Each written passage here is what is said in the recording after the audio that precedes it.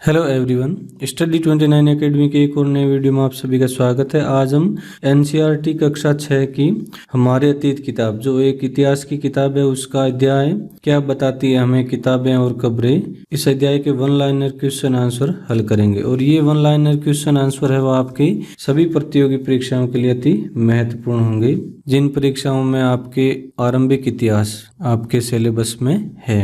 और ये हमारा इस किताब का तीसरा वीडियो है। कक्षा 6 क्या बताती है हमें किताबें व खबरें। तो पहला प्रश्न है हमारा, वेदों की संख्या कितनी है।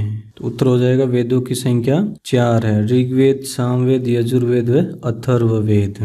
दूसरा प्रश्न है, वेद का शाब्दिक अर्थ क्या है। तो इसका उत्तर हो जाएगा ज्ञान। वेद का शाब्दिक अर्थ होता है ज्ञान। प्रश्न संख्या 3, ऋग्वेद की रचना कितने साल पहले हुई।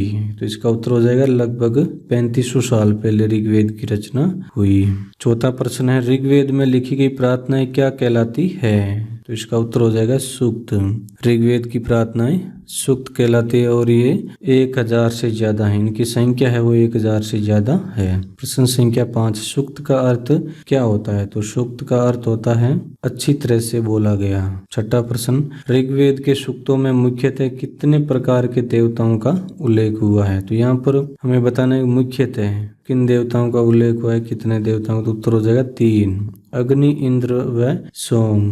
प्रश्न संख्या 7, ऋग्वेद की भाषा कैसी है। तो इसका उत्तर हो जाएगा प्राक संस्कृत या वैदिक संस्कृत। यह ऋग्वेद की भाषा थी। वर्तमान जो संस्कृत है उससे थोड़ी सी ये अलग है। प्रश्न संख्या 8, संस्कृत भाषा किस भाषा परिवार का हिस्सा है। तो इसका उत्तर हो जाएगा भारोपीय, भारत यूरोपीय भाषा परिवार। तो संस्कृत है ये भारोपीय भाषा परिवार का हिस्सा है।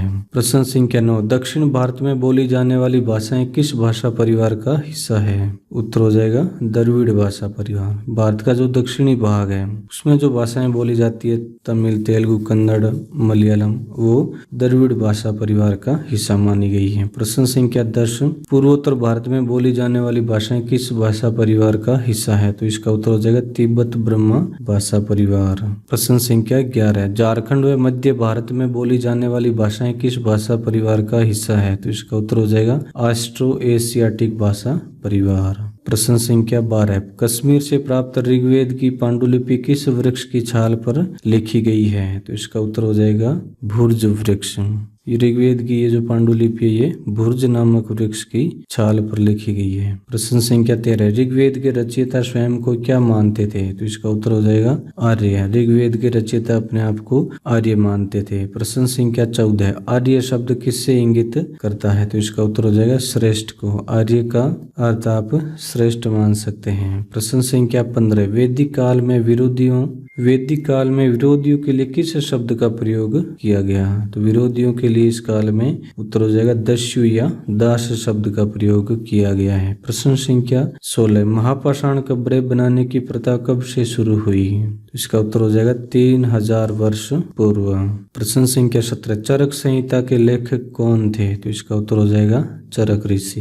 प्रश्न संख्या 18, चरक का संबंध यहाँ आ जाएगा किस क्षेत्र से है। चरक का संबंध किस क्षेत्र से था। तो इसका उत्तर हो जाएगा चिकित्सा।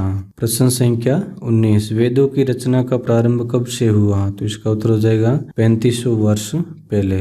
प्रश्न 20, त्रयी शब्द का प्रयोग किसके लिए किया जाता है। तो इसका उत्तर होगा 3 वेदों के लिए, ऋग्वेद, सामवेद व यजुर्वेद। इन तीनों वेदों के लिए त्रयी शब्द का प्रयोग होता है। प्रश्न 21, उपनिषद किस परंपरा पर आधारित है। तो इसका उत्तर हो जाएगा प्राचीन भारतीय परंपरा। उपनिषद प्राचीन भारतीय परंपरा पर आधारित है। प्रश्न 22, ऋग्वेद में कितने मंडल एवं सूक्त है। तो इसका उत्तर हो जाएगा 10 मंडल एवं 1028 सूक्त। प्रश्न संख्या 23, किस वेद में जादू टोने यहाँ आ जाएगा टोने व वशीकरण का उल्लेख मिलता है। तो इसका उत्तर हो जाएगा अथर्ववेद। अथर्ववेद में जादू टोने व वशीकरण का उल्लेख मिलता है। प्रश्न संख्या 24, किस वेद में यज्ञ संबंधी विधानों का उल्लेख मिलता है। तो इसका उत्तर हो जाएगा यजुर्वेद। यजुर्वेद में यज्ञ संबंधी जो विधान होते हैं उनके बारे में उल्लेख मिलता है। प्रश्न संख्या 25, मोक्ष प्राप्ति के साधन की चर्चा किस वैदिक साहित्य में की गई है। तो इसका उत्तर हो जाएगा उपनिषद में। प्रश्न 26, वैदिक नदी अस्किनी की पहचान किस नदी के रूप में की गई है? तो इसका उत्तर हो जाएगा चिनाब नदी। अस्किनी नदी की पहचान चिनाब नदी के रूप में हुई है। प्रश्न 27, आरंभिक वैदिक साहित्य में किस नदी का उल्लेख सर्वाधिक बार हुआ है? तो इसका उत्तर हो जाएगा सिंधु नदी। इसका उल्लेख सबसे ज्यादा हुआ है। प्रश्न 28, कौन सा वेद ऋग्वेद पर आधारित संगीतमय ऋचाओं का संकलन है? तो इसका उत्तर हो जाएगा सामवेद। प्रश्न 29, भारतीय संगीत का जनक किस वेद को कहा जाता है? तो इसका उत्तर हो जाएगा सामवेद। प्रश्न 30, वैदिक देवताओं का पुरोहित किसे माना गया है? तो इसका उत्तर हो जाएगा बृहस्पति। प्रश्न 31, गायत्री मंत्र का सर्वप्रथम उल्लेख कहाँ पर मिलता है? तो इसका उत्तर हो जाएगा ऋग्वेद के 3 मंडल में। प्रश्न 32, आयुर्वेद का सर्वप्रथम उल्लेख कहाँ पर मिलता है? तो इसका उत्तर हो जाएगा अथर्ववेद में। प्रश्न संख्या 33, आर्यों की जीविकोपार्जन का मुख्य स्रोत क्या था? तो इसका उत्तर हो जाएगा पशुपालन व कृषि। जीविकोपार्जन जीने के लिए कौन से साधन इनके पास थे? तो पशुपालन करते और कृषि करते। प्रश्न संख्या 34, ऋग्वेद की मूल लिपि क्या थी? इसका उत्तर हो जाएगा ब्राह्मी लिपि। तो ऋग्वेद की भाषा तो थी वो प्राक संस्कृत या वैदिक संस्कृत, और उसकी लिपि वो थी ब्राह्मी, जैसे हमारी जो हिंदी भाषा लिखी गई है देवनागरी लिपि में लिखी गई है। प्रश्न 35, गायत्री मंत्र की रचना किसने की थी? तो इसका उत्तर हो जाएगा विश्वामित्र ने। प्रश्न 36, सबसे पुराना वेद कौन सा है? तो इसका उत्तर हो जाएगा ऋग्वेद। सबसे पहले ऋग्वेद की रचना हुई है। प्रश्न 37, ऋग्वेदिक काल में जनता या पूरे समुदाय को कहा जाता था? जनता या पूरे समुदाय को विष कहा जाता था।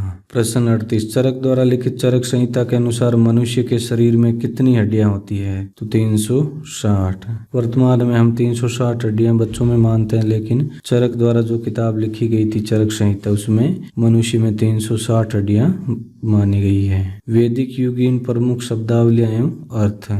तो शब्द है अघन्या, जिसका अर्थ होता है वध न करने योग्य, अर्थात गाय।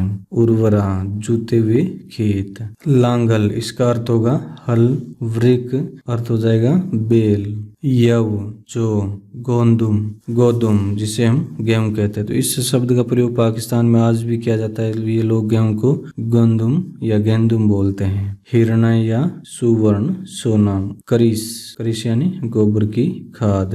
बेकनाट, ऋण देकर ब्याज लेने वाला वर्ग।